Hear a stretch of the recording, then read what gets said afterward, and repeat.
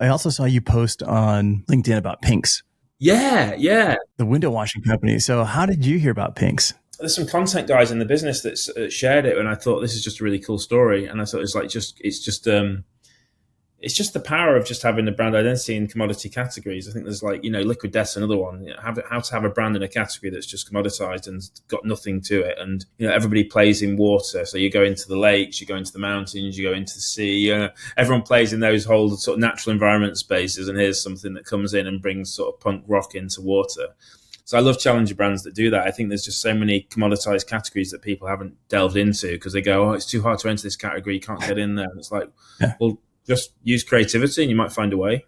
I had Mike Cesario, the founder of Liquid Death, on the podcast, and he's like, talking about the water's like the deadliest product out there. And I'm like, what do you mean? And he's like, because think of all the people that have died in it, they've drowned in it, they use it for torture.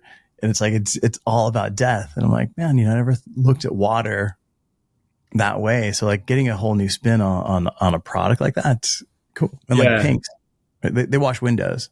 Yeah. Super cool.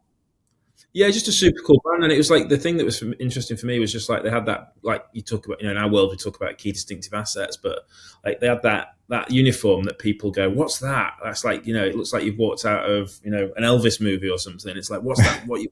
What do you do? What's the movie? And it's like people want to be part of stuff that's cool. And I think there's too much corporate blanding. And these guys just got it, and it was like, oh yeah, that's cool. There's another one. I'm trying to remember the name of it. There's the guys that did they did tech in the US, and there's one guy, and he used to just reverse his van into the law courts when they knew there was a big, O.J. Simpson. Let's just reverse the van, and just that's our advert. We don't need to pay money; it's just there. You can't miss it. And he's like on the phone trying to check. Are we there yet? We're there yet. Again, just challenging categories through creativity. There's just not enough of it. So we've got Richard Brandon Taylor on the podcast. Man, I saw your work recently for some of the stuff that you've done, man. So I'm super excited to have you on here, Richard. A quick rundown on who you are and what you guys do. It's an honor. So my wife and I, so we met in an agency and we moved over to the Middle East, spent some time there with a WPP agency, which was Enterprise IG, which became Brand Union, which became Super Union, which has now become Design Bridge and Partners. I think I can't keep up with WPP. There's too much change in that business. And then we came back to the UK. We were 3 years at Landor Associates, another WPP brand design group business. And then we said, right, hey, we need to escape London. We just need to get out of the city. We need to just find our own way and do our own thing. And we thought long and hard about, well, hey, I'm a suit, you're a creative. Let's do our own thing. And we just tried to find, we wanted to take the best bits of all the agencies that we'd worked at over the years and bring them into this newly formed entity. And we created Brandon. Brandon's my middle name. It was one of those. It was given to us. Like, what, we can't think of a better name in the morning. I have to register the company at Company House in the UK. What do we do? Let's call it Brandon. So we did that. We moved out of London. We moved back to the north of England. And I think my wife just wanted to escape London. She was working on some big programs, design programs for Landor, as was I. I mean, I was responsible for Nestea globally, which was a Coca-Cola and Nestle joint venture. So I was just smashed. I was like, it was back in the day of the BlackBerry, not even iPhone, but I was literally 83 markets around the world. I was awake at any given time. If I checked my phone, there was 80 messages on it, no matter how quickly I deleted them. So we just crashed and burned from that. And then, over the last 12 years, we've just set the business up at Brandon, and we've sort of grown year on year, initially working with brands in the north of England. And then we've moved from working with brands in the north of England to, we've got a studio in London now as well. And we're looking at coming out to the States. An opportunity or two have arisen over there with you guys, so that'd be quite cool. And we've just tried to grow the business and make sure there's ideas at the heart of everything, make sure there's strategy and it's moving. We always look about what's the business problem you're trying to solve, how can brand help that, and then how can creativity help brand. So we look at it through those lenses. It's been a ride. It's been a 12-year ride, and we're just coming up to 50 people now. So it's. So you said you're a suit, and she's a creative. Yeah. What is a suit? A suit. It's really weird, isn't it? We were talking about this the other day. There's no university you can go at to be a suit.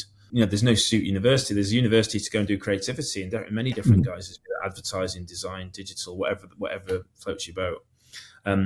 but I didn't know what I wanted to do. I did a business management degree, which is like, it's either a BA, which is a Bachelor of Arts, or a BSc, which is a Bachelor of Science. Is it a science or is it an art? Who knows? So I did that degree, and I didn't really know what I wanted to become. All right, let's take a quick second to talk about idpdirect.com. Go right to that website, download the design guides, the sustainability guides, the recyclable icon guide, which basically lists out all the different icons. It gives them to you in vectors. You can drop them right into your artwork right now, today, and go right into production. All right, back to the pod. Are you on the strategy side, or are you the business development side? Like, where do you fall? Right. So a suit traditionally in England is the person who takes is the client service lead. So they would be the person that's running the programs, and you'd have this three-way relationship, this triumvirate relationship between client service, strategy, and creativity. So and a traditional person in client service has a really good eye and understanding of how the design or the creative team think and what they do to create ideas to help brands grow. And the strategies come up with that transition piece from what's the business need, what's the business problem solved into a brand idea. And I think a suit sits in the middle of those two and segues the two and helps. But in essence, the dirty word for it would be a salesman, the bag carrier. He go in, take your team in, sell ideas to help businesses grow. So yeah, I sort of straddle strategy, client service, and creativity. But I mean, my heart has always been in client service. But if you ask me to run a design program, that's a really bad idea. Yeah, but all right, man. So and I asked this a bunch. Is like, so can you read a P&L? Yeah. I got a good. I mean, again, this goes back to my university days when I did accounting. And, we did balance sheets, profit and loss. There's different sales ratios that we have in the business, and we've got some. We call them KPIs, key performance indicators. So we know what we need to do commercially as a business. So I am quite commercially minded, and if you've ever worked in WPP, it gets drilled into you. You can't help but not be that, if that makes sense, because WPP is more of a an accounting. Yeah, I mean Martin Sorrell, who created it, was he was an accountant for the Saatchi brothers, so that tells you where his history is. So yeah, I can read a P&L. I can read it at base level, but I can get an understanding of going on Companies House and having a look at businesses through their profit and loss balance sheet and seeing where they're at. Right. No, and the reason I ask that is because a lot of times on the creative side, you can't and you don't, right? And it's so important, especially, you say you bring up Company House. So in the UK, if you want to find a business that you want to, are they profitable? Is this a potential client? Yeah. You can go in, you can see them, you can see their, P&L for previous years. Yeah. And as a designer, it makes you more powerful if you can. So I always tell you, you gotta at least learn the basic, like understand, can look at your way, find your way around one. And also just like makes better decisions. I think a really good point that you made there is, I think more often than not, when designers that have led businesses, they don't understand the business that they're speaking to too much. Like what's the business problem that I'm trying to solve in front of me? You can get you can get into the work too quickly and get excited by it. But actually, what's the dial you're trying to shift? Are you trying to move something from here to here? What are you actually trying to do for the business? So yeah, I mean, you've got to understand the business problems that are going on in the clients that you work with. That's my correct. When I go into businesses, like the first thing I say is, "Hey, what's happening in your world? I read this about you, or I saw this." And I do my research before I go in the room, so I know what's happening. They go, "Oh wow, he knows what's happening in my world. That's really cool. I can have empathy with you now, and we can have a conversation." Whereas if you just go, "Hey guys, you like my design? Oh yeah, let's do some cool design." It's like, yeah, that's okay, but what are you going to do for the business? And I think it's that understanding of what's happening in the commercial reality of the world is damaging to the industry sometimes, because we get a bad reputation because we often don't have that when we front up in front of client partners. Have you ever wondered, how do I reduce my carbon footprint? Should I focus on recycled content or reducing weight first? Which design strategies are the most effective for my products? Triac offers multiple solutions for lifecycle assessment, goals management, reporting, EPR fees, and more. Visit triac.com to connect with our team and register for a free 10-day trial of Eco Impact Compass to get started today. That brings me to Seabrook, right? So you guys redesigned Seabrook. So when you walk into the room of Seabrook, it's like, what's the challenge? What are we here to do from here to here? And for those that are listening, Seabrook is a chips brand, crisp brand. Yeah, in the States, chip brand. It's probably the number 2 chip brand. So in the UK, we have a brand called Walkers, which is PepsiCo. You have Lay's and Walker, same thing. They're virtually the same identity, depending on where you are. And then this brand, Seabrooks, is a chip brand. It's a crinkle cut, so like crinkle cut chip brand, based out of Bradford. They've got they were famous for their flavor, and they used sunflower oil before everyone used sunflower oil. A very sort of territorial brand, but they hadn't leveraged the identity. It looked a little bit dated, and so they didn't have a master brand identity that was helping the portfolio. So they got these core crinkle cut chips, but then they had sort of cheese puffs or onion rings. They had these lots of other snacks that they needed to leverage that entity into. So we decided it would be great to evolve the identity and use the equity that they had in that core Seabrooks identity and take it into their wider portfolio piece. And it was a strange one because when you just see the chip brand, like multi-bag of six packs of chips in a multi-bag, and you see that on shelf, and I was like, I didn't feel like I was going to sense the difference when I saw the new work that we'd produced. And then when you see it on shelf, you go, oh, wow, that's really changed and shifted the dial. Like we got a guy called Dan Foster who lives in the north of England, who's a typographer who crafted the type and crafted the word mark. And then we edit, there's a lot of work and interaction between the design team and him. And then when you see that, just in we have salt and vinegar, cheese and onion, Worcester sauce, we have all these strange flavor profiles. So they've probably got 20 different flavors they have. But then when you took it into the wider portfolio, it helped the wider portfolio where they hadn't used any of the elements of the identity apart from the logo. So we really leveraged and leaned into that, and it helps them to go and sell in the wider branded portfolio rather than just their core chip line. So it's helped the business grow. And there's loads of craft, care, beauty and love that went into it in terms of just the mark itself. But that was the genesis of what the problem was they were trying to solve from a business level. Yeah, I did a post where I compared the previous Seabrook to the current Seabrook, and that's how we connected. That's how we got chatting. Yeah, definitely. Yeah, and if I look at the old packaging, the previous packaging, and the new packaging, there's a lot of restraint in the new. Where I would say, a lot of times an agency would come in and go, "We're going to scrap 90% of this. We're going to keep these core items." But no, your team really just. Like there's these waves across it. Waves. Previously, the waves were like offset. Yeah. You guys just like centered them, right? Like you did more than that. Like I'm sure there's a ton of work, a lot of strategy, but basically it was like. Yeah, it was. I think I don't know who designed it previously, but it was a nice evolution of the design to take it where it was, but it felt like it was rushed and it hadn't had the care and attention that it needed to get it to the craft level that we took to it, and I think that's what. The devil is in the detail, and I think when you shift the dial enough, then it makes sense. And we're always quite we have a reputation in the UK as helping establish brands, so brands that are number 1 or number 2 in market to stretch their lead or to take over number 1 position. And we've done that historically. And I think there's either 2 briefs: there's an evolution brief or there's a revolution brief. So in this case, it was an evolution brief. It was like fix what's broken and elevate it, and elevate the brand to a new level and make a halo effect for the wider portfolio.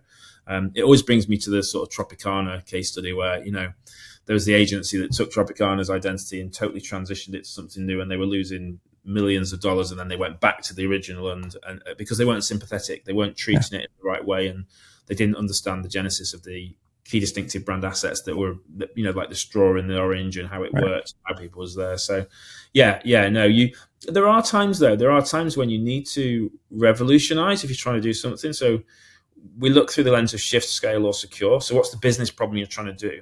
Are you trying to shift perceptions of a brand? Are you trying to scale a brand? Or are you trying to secure your market position? So we ask, when we go to clients and we speak to them in our challenge context sessions, we say, look, what are you trying to solve? What's the problem you're trying to solve? And we'll spend a day with them just trying to understand the problem, because it's often not what they've told us it is when we first engage with them.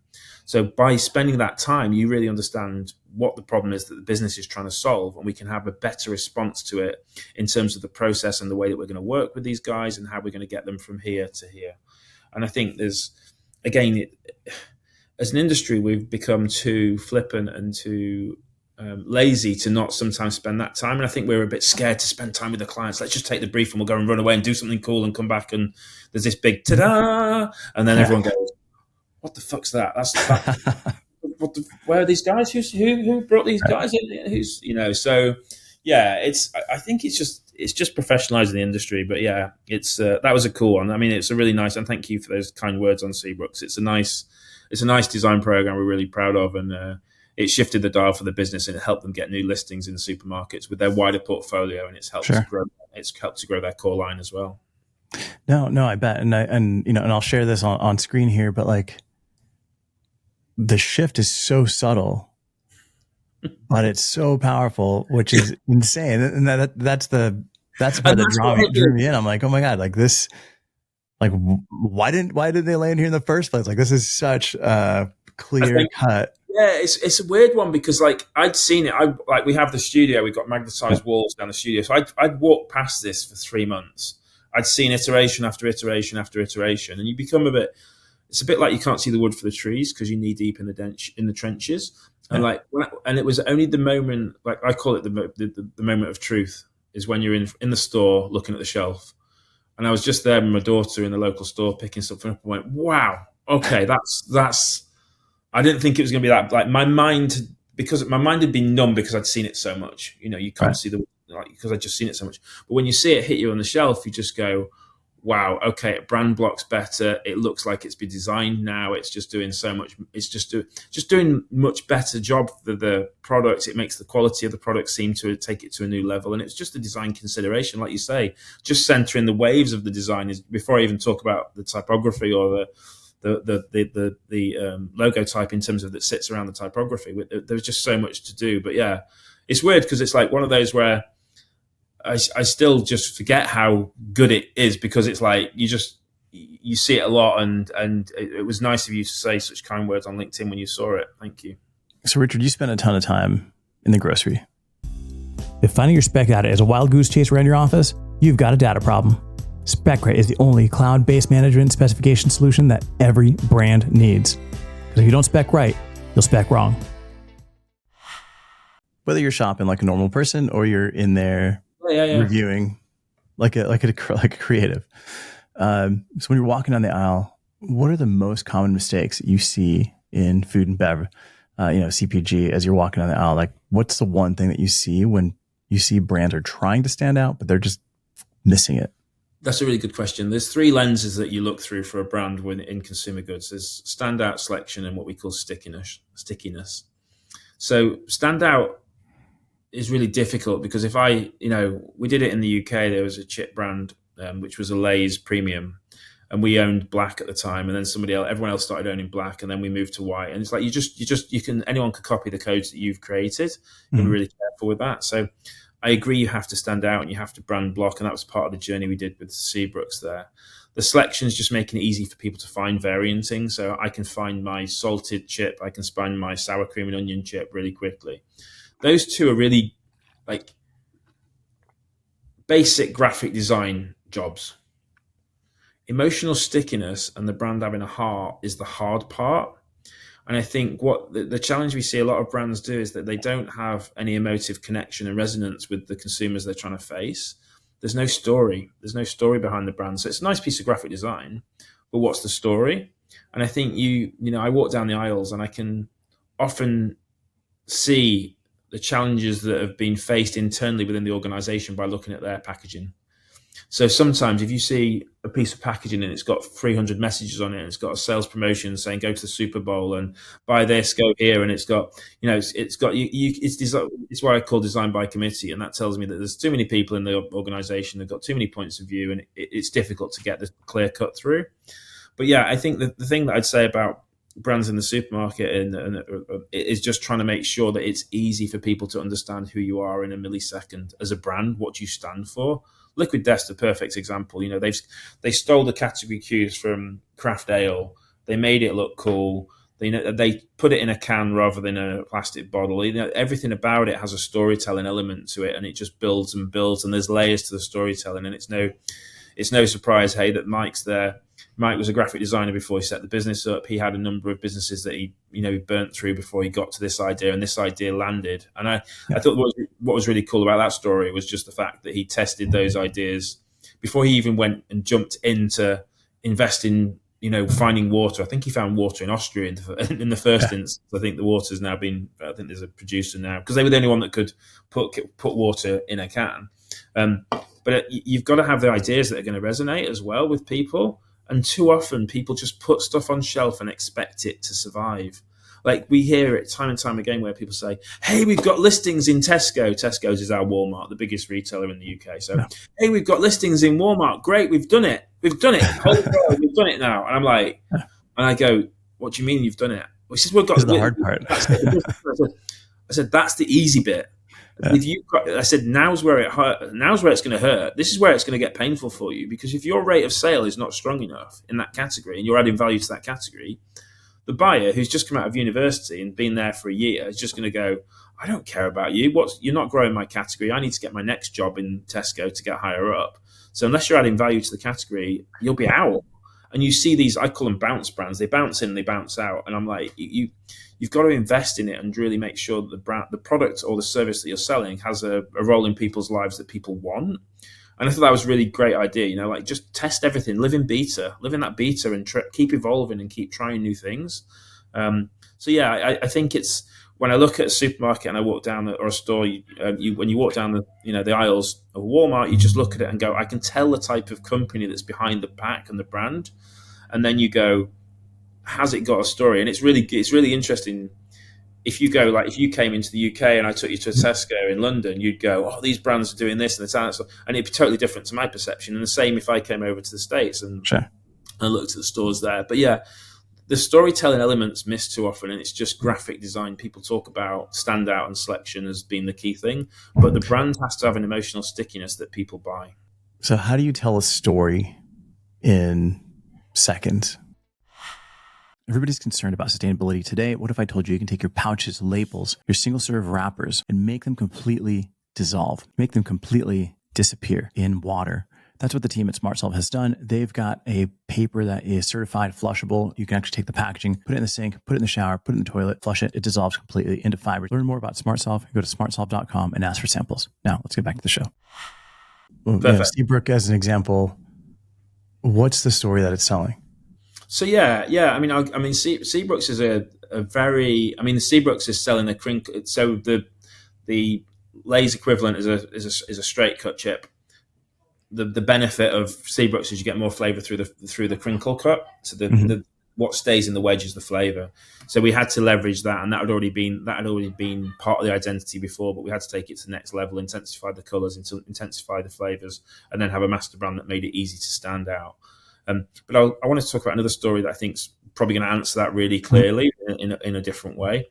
We worked with an oat-based drink that your grandmother would drink at night. It's the number one brand in the UK. You have it as Ovaltine in the States. Ovaltine's number 2 in the UK.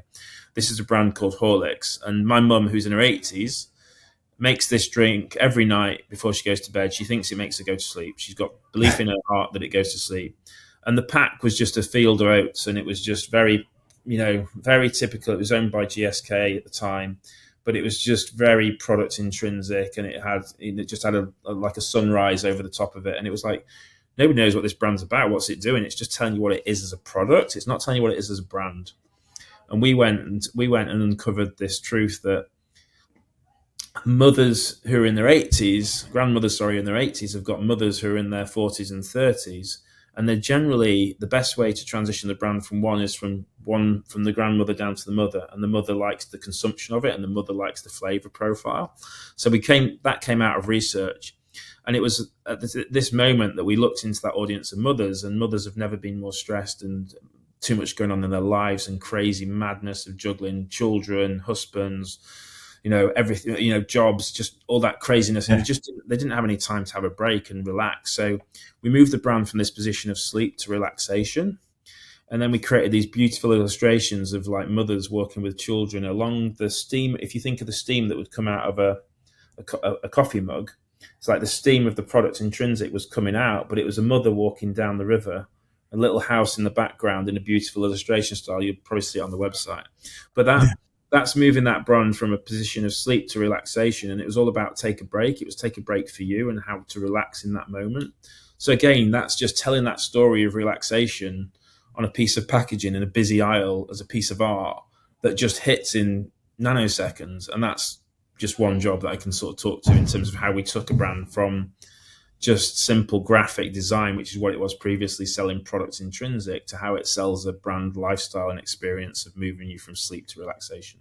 No, I love that. And looking at the Horlicks example, right? You show the previous, which had like, had the oats and the sky. And it's like, all right, great. My grandma loves it. She knows it. She can recognize it. But when you transition from one demographic to another, or have that like pass down, one, you want, the mothers or the children of these women that are taking this for sleep. Yeah.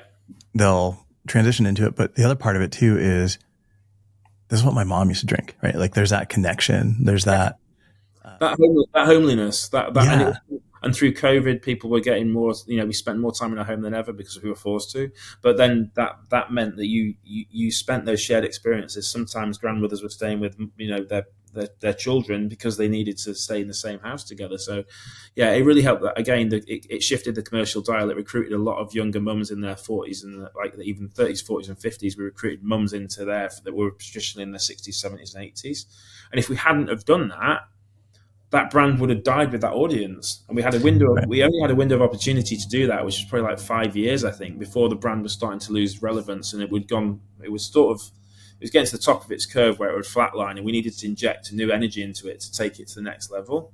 But yeah, no, it's trying to, and that's to your point earlier about like, when you go down the supermarket, you need to understand what's the story the brand's trying to tell in a nanosecond. You've only got 3 seconds at best to convince someone of why they should buy you. Sure. And then like Horlicks, like who's that sitting next to on shelf?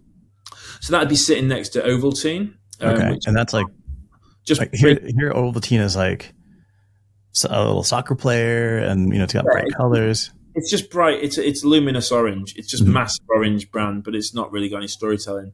And then you'd probably have things like they'd be like a hot chocolate, and there might be some Mars, there might be some Galaxy. So you have chocolate confectionery brands that go into that space, and it'd also sit a little bit further along the aisle, but you'd have tea and coffee. So it's like taking you to a different place to teas and coffees. So yeah, it worked really well for the brand, and it's give it a wider brand identity that they can then use. So for example, they sponsor an event in the UK which is like about happy lifestyle, which has got some celebrity endorser, and they sponsor space in that because it's all about happiness in your life and how can you bring that to it. And it's often that target audience of mums, so they sponsor events there. So it just gives it a wider platform of relaxation, and then that's expressed through a design that touches on it, which you can see straight away and just go, I'd love to be with my kids just walking down, with a kite in hand, walking down this beautiful coast, or to walking path. So yeah, it's cool. It's the amount of power that packaging has is crazy, right? Because you've got Ovaltine, you've got the hot chocolates, and then you've got this product. It's blue, it's calm, where the rest of them are, you've got the bright colors. You also have like, tons of sugar. Like it's just like action packed, or big mugs, and you can see like the marshmallow. You can see that, and instantly it doesn't feel like it's sugar packed. It definitely feels like a calming experience, which is competitive. And you've touched on a really interesting point. So we work with a sort of neuroscientist in our business to look at what we call neurodesign principles. So you've just talked to it without knowing you're talking to it, probably, because there's two things. There's what's called cusps and curves. So cusps are really sharp, angular. Think of a Lamborghini, really spiky, a snake bite, and the fangs of a snake. They're all sharp things. And curves are the really soft things, and they do things in nature that we see, and you see that everywhere. And when we do that in design, what we tried to use, Horlicks was all about bringing curves, bringing relaxation, and curves are the element of relaxation which you can see through the steam that we've used to create a river, and that's how we've expressed it. So yeah, using those graphic tools to help elevate the brand to a different space. Everyone else in the category is quite shouty, quite cuspy. We went calm and curves to, as a point, we talked about standout. We stood out with the story, but we also stood out with the graphic design as well. So going from curves and storytelling to some of the stuff that's happening in packaging today, like some of the trends that I'm seeing is, a lot of people are calling it the yassification of design, where I talked about this on a previous episode. There was like a can and it said sex on it really big. and it's like shocking, and you're like, oh man, but you don't know what it is. As you're walking by the aisle, other than where it's sitting, and I can't even tell you what the product is today. I don't know if it was like an apple cider or like a champagne. I have zero idea. Where it's like cool type, cool colors, and that's it, right? But it's like all about like how do you stay current and trendy. Prime is a perfect example. You look at Prime. Right. Prime's a brand. It's just a sticker logo on it. It's got some YouTubers behind it that are famous the world over. They've then had, in the UK, it was the mad rush. It was selling on eBay for $200. All the usual shenanigans. My daughter was like, I need to have a bottle of Prime and this acidic blue liquid. But like, no, you don't. You're 11 years old. You don't need to have that at all in your life. But it's like, so the challenge you've got with those brands, and that brand's fell off a cliff. That brand in the UK has fell off a cliff. Its sales have plummeted because it's a moment of time, and it's not got any depth to it. It's just veneer. It's like a wallpaper veneer, and I think they can live a little bit, but I just don't think they've got longevity. I think they'll be like, what's the heart of the brand if it's just got some word on it that says sex? But what's it about? What's it trying to do? What's it trying to tell a story? Whereas, like we said when we talked about Liquid Death's got a story about it. Quench your thirst. It's about water in a can. And the weird thing with Liquid Death is I didn't get Liquid Death until I was at an event. And I was at an event. I was driving, so I couldn't have an alcoholic beverage. I was driving home. But I didn't want to feel like I was, with a bottle of Evian in my hand or something. Right. It would have felt awkward. So I said, I picked this up, crack the lid open, starts drinking the can, and you're like, oh wow. I didn't realize the psychological benefit. I knew the brand was cool, and it was at a design event, so everyone was trying to show the latest avant-garde brand that's come over from the States. But you don't get the sense of it until you have it in the hand and you experience it. And when I did that, it made it feel relevant to me. But the whole brand story had to be relevant and true. Whereas I think a lot of brands are what I call transient. You just described them. I call them transient brands. They're here today, gone tomorrow. They'll bounce in, they'll bounce out. Mm-hmm. Sometimes, you can live. Transient brands can live by just being transient and always living as transient brands because they can just change and move and evolve and do things and try new things. The problem I've got is, to your point, is you put a brand on with a can and it just says sex on it, and you put it on shelf and and what next? So what? Yeah. It's provocative for provocative's sake, but it's like a joke. It's funny once, but it's not funny the second or third or fourth time you hear it. It loses its credibility. So yeah, I think those brands bounce in and bounce out. I think it's going to be hard for them to stick, and unless there's a truth and a story to it that people resonate and buy underneath it, there's no heart to those brands, and they'll bounce in and out of the store. Or, Richard, are we just old? Right? Are we like, nah, that doesn't work, right? Do you know what? And that's that. I mean, like I said, my 11 year, there's a role for it, and I think there's a role for these brands. But I mean, what we're seeing in the UK mainly is collaboration. So we're just seeing lots of collaboration with brands. So like Kraft Heinz, who we work with as a client, they did a collaboration with Absolute Vodka and did a vodka pasta sauce based on, I think it was Zaha Hadid who got a pasta sauce recipe she did. And then that became, it was a Cannes Lion, one Cannes Lion festival. It created a story about a brand in a category that's quite dull. Tomato pasta sauce is pretty dull in most people's lives, unless walking down that aisle and thinking what you need for dinner tonight. I think there is a little bit of the fact, I'm 50 this year, and you do look at that and go, but I still think that brands have to have a heart. Brands still have to have a truth to them that people buy into. And I think kids, one minute my child, I've got 3 children under 11 years old. 1 minute they're watching one thing, the next minute they're watching something else. Prime was cool one day, it's not cool anymore. It's difficult to live in that world and stay relevant. I mean, fashion brands struggle, so consumer goods brands are going to struggle even more. Yeah, no, that's true. But it's funny because, sometimes when I see things, I always ask myself, like, did I just age out? Right? Did I just age out of understanding what's happening today? But and that's the beauty. Like most of my team are under 20 years old, probably, or like 20, 25 years old. So we out of 50, 50 people, 25 of those people will be between 20 and 28, I think. So yeah, you can, and I need them to hold me accountable. But I still just think that brands need to have a heart that people buy into and have a relevance. I think it's hard if they don't. And we talked about it earlier. It's all too easy just coming up with a new challenge idea, put it on shelf, see if it sticks. And it often doesn't because there's nothing behind it. It's just Yeah. that people are buying into as a story. No, and that's just it. Is it's a packaging is a costly experiment if you're not doing it properly, right? If you're just throwing something up there because it's, because it is a challenge, it is a challenge to the category. That's great for the first 10 seconds. And then after that, it's like, you just spent how much money to can up, 100,000 of this product. You're trying to move it through Tesco or Walmart. Yeah. It doesn't move. It ends up going on the clearance rack. Clearance They move it rack. out. They move on the next one. Right. Never again.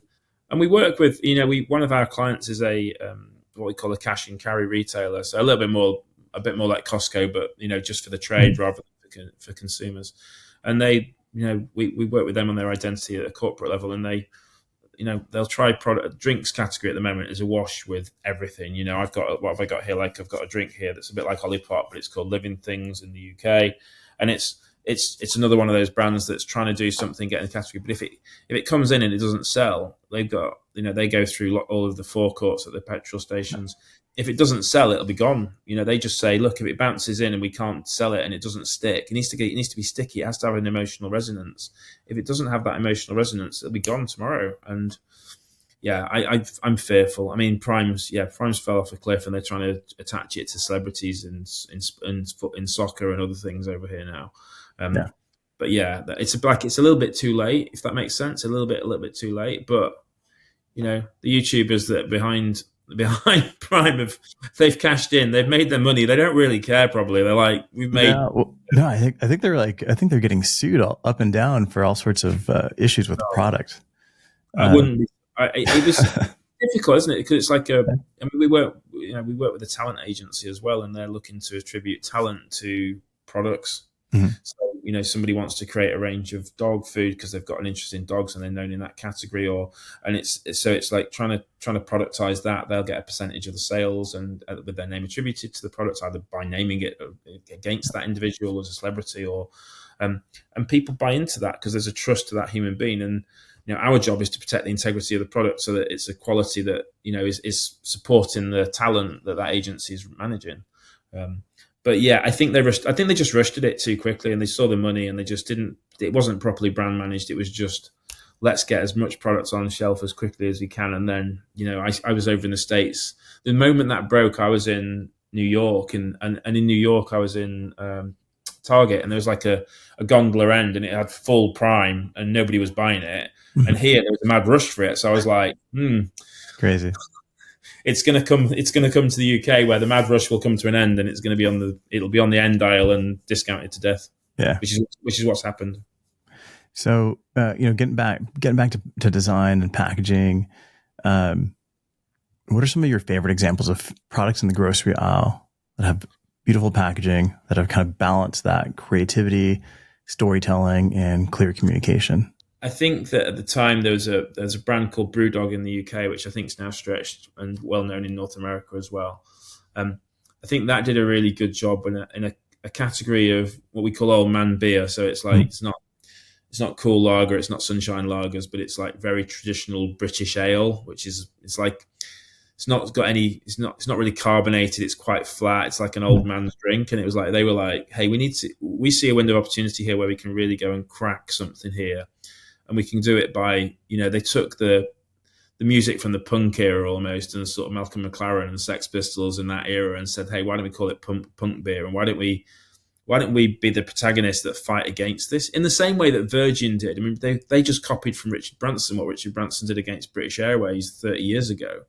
But they took a category that was, a little bit stale, a little bit dated and out of date, and they just came in and said, we're going to be the punk brand that's going to come in, and we're going to punch you guys in the face. And the whole branding was a little bit Liquid Death before Liquid Death's time. Everybody tends to go and steal cultural. If you're in a category, you can't play by the category codes. So obviously there's semiotic codes of residual, dominant, and emerging codes that are often within category. But if you just look at that category and look within this little bubble of that category, all you're going to do is steal some other things from some other people. You're not going to go and find anything new. I think what they did is they went, right, okay, this is about popular culture. This is about fighting against something rather than fighting for something. So they were fighting for better beer, basically. and then you can create an identity that was more punk related and take the graphic language of the sort of Sex Pistols and punk, put that on a piece of packaging which has traditionally, got an old pub sign on it with some old British typography, ye old beer, and you can totally change that category and perception of that category. And I think when you look at that, you just go, yeah, that's a great example of a brand that's come in and transform fortunes, and transform the way people perceive the brand. I think like Nine Crimes, the wine brand's another one, where they came in, they just had these sort of criminals on the front of the pack. You didn't know what the story was. The wine, if you ask a wine aficionado, it's, oh, don't buy that crap. It's awful. The worst wine in the world. It's the worst liquid. How could you ever go near it? Yeah. I was like, it doesn't really matter. It's about what consumers want to tell, and they want stories. They want to take it to a dinner party and go, hey, here's wine that's got Martha Stewart on it, it's got Snoop on it, and it's something different you're going to talk about, and it's a bit cool, and it's like you've got a QR code, and you can go in, and it's got storytelling about this criminal, and it's like pure storytelling, nothing else, pure storytelling. Yeah, you're buying it for the packaging. You're buying it for the pack because it goes home, and when it lives in your home, it tells a story. You want to make it shelf proud. You want to put it on your, you want to have it in your kitchen when people come around and they go, hey, what's that? Let's go and have a look. Tell me, why did you get that? And you want people to empathize you because you bought something that's cool. And, I think another one, like just simple, like Method's a great brand, Method Cleaning or Surface Clean or Body Clean. And they moved from Surface Clean to Body Clean. They were one of the few brands that could do it. The structure of keeping a really simple, an object of beauty in your home was what that's what they created.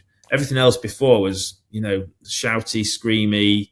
You wanted to hide it away in the cupboard under the sink because it just didn't do that. And then they brought this beautiful minimalist packaging out at a time when no one else did anything like that in category. So, yeah, I think it's always about going outside a category to find something new that you can bring to the category. I think if you just nasal gave and stay in category looking at codes, you just end up copycatting something else in category, and then there's nothing new to tell. There's no, regardless of the story, there's just nothing graphically that's new or exciting. So what's a category that is ripe for disruption, right? What's a category if you and I are sitting here having a beer and we're like, we need to make $1 million by the end of the year. What's the category we're going to go into, and how are we going to change that up? It's going to, like, market size. They need to be a big value category. So you've got to have a category that's got enough that people buy stuff enough from. So I think water was the perfect example because it's the most commoditized category, and it's the category that's not been touched really. Yeah. Maybe there's something a little bit like maybe it's toilet tissue. Maybe there's a different way. There's different direct to consumer brands that are doing it now. But maybe toilet tissue is a brand that you like a category no one's done anything in. It's just flat. It's dull. There's usually a koala on the packaging, or there's a dog on the packaging. It's telling you it's about its softness, so it's got no real heart to it. But maybe there's a brand.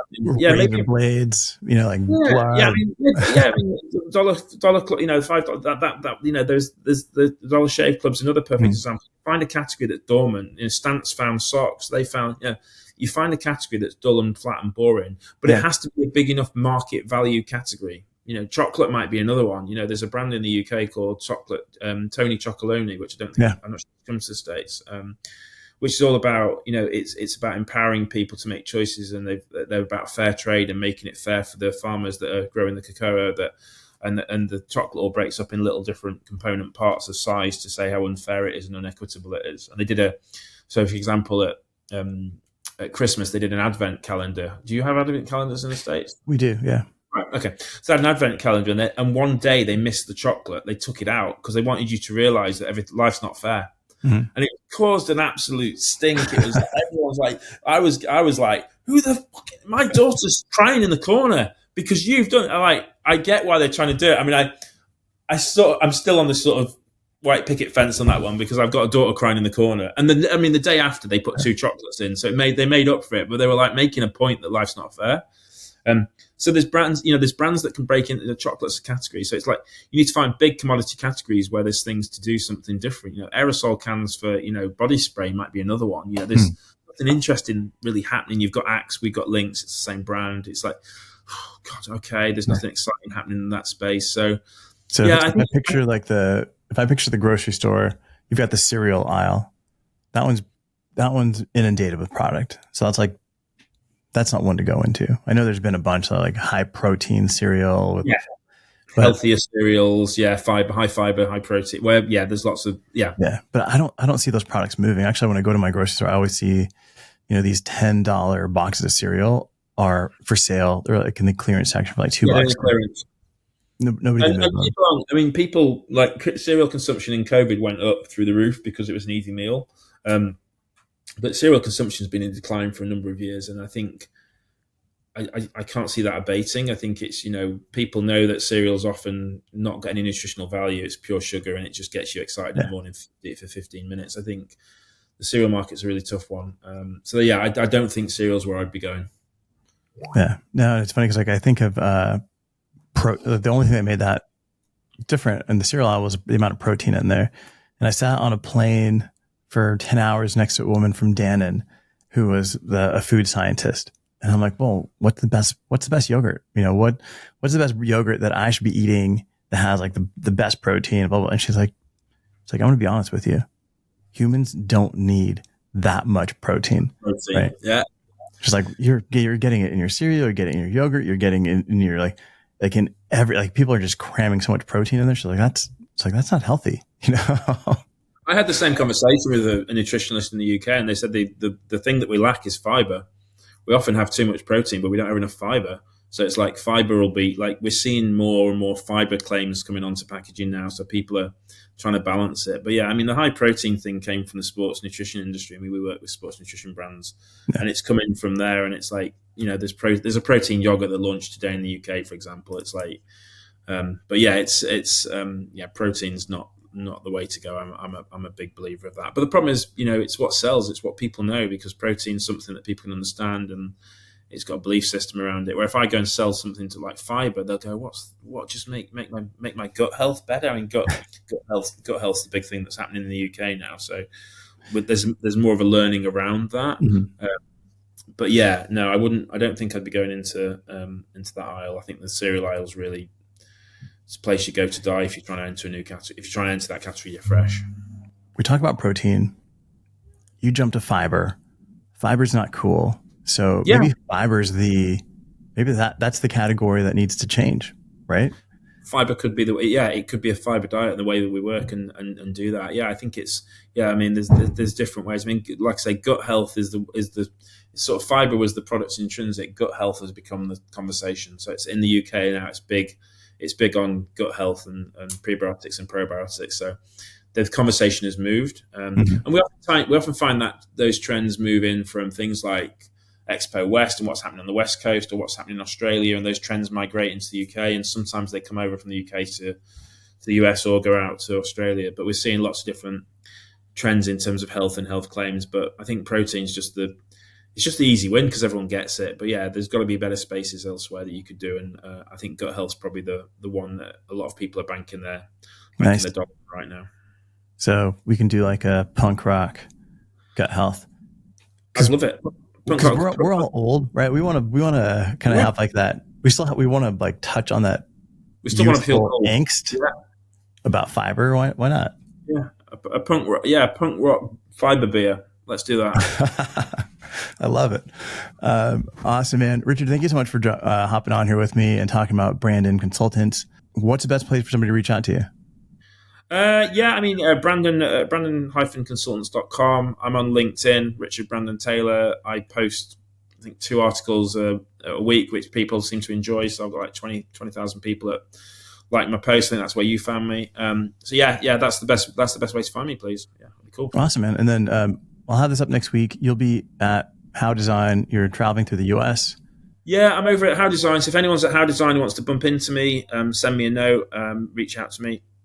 Through LinkedIn, that would be awesome. Then I'm in New York for a few days, and then I'm in Chicago for a few days. So if anyone's out there that wants to have a chat, I'd love to have a chat. I'm all ears, and I'm really excited about seeing what's happening in food and drink and what's happening in the stores of America. It's my favorite. My wife thinks I'm crazy. It's like my favorite time in the States is walking down a Walmart or walking down a Target, and she's like, "Oh God!" My wife's the creative director in the business, and she's just like, "I see this every day, Rich. I see it. I've already seen. I say, have you seen this?" She goes, "Yeah, it was on Dieline. It was on Dieline last week." I'm like, "Okay, all right, fine, thanks." But yeah, I think it's really interesting. You can tap into the culture of a nation through a supermarket. I think that's pretty cool. I could walk into if you just said, "Here's a country," you don't know what the country is, and I'll just put you into the supermarket. I'd probably tell you what the country is. Too bad you're not heading to LA. You could go to Erewhon, which that's what's that? Erewhon's a grocery store out here where they do an amazing job. Actually, they have a ton of reusable packaging where they have they have jars, glass jars with their logo Erewhon on there. And they're 3 or 4 different sizes, and they can be full of like nuts, fruit, soups, chicken, and it's all on the aisles with like this branded Erewhon stuff, which is beautiful because you bring it back in, but you're paying $20-$30 for a can of peanuts. Yeah, that's the challenge. That's the challenge. But I mean, we have to get. We've not touched on it, but recyclability is a massive one, and we've got to be better to the planet, and we're not. And I think that's a job that we're trying to do. We're trying to work with some food tech people, and then packaging tech people to try and just improve the product and the delivery of the product, because there's just too much waste that's going into landfill. No, absolutely, man. But definitely, if you get a chance, check out Erewhon online. You can see kind of what they have. It's pretty cool. I'll be doing that tonight.